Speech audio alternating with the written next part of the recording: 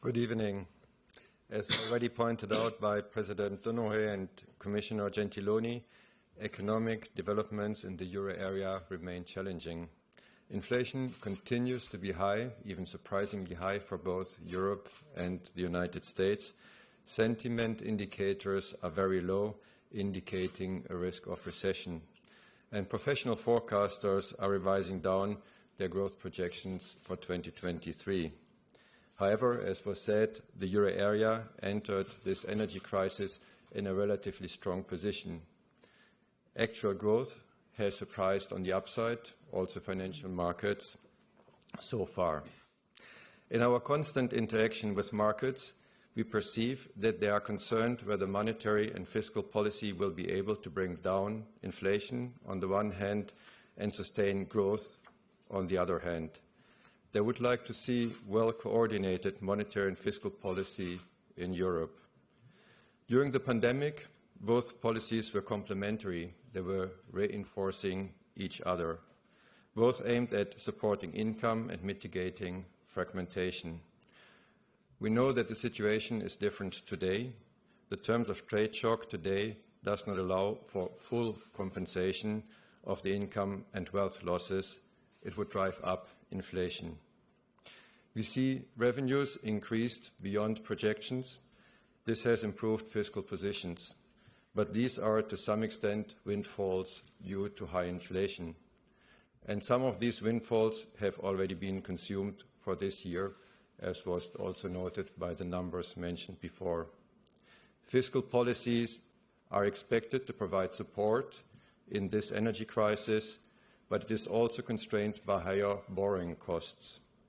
Overall, for that reason, support measures need to become more targeted to the most vulnerable, and they must also be temporary. Permanent measures could affect inflation expectations.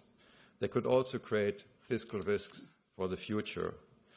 This is why today's discussion, the common position of member states and the guidance to be provided by the European Commission is so important.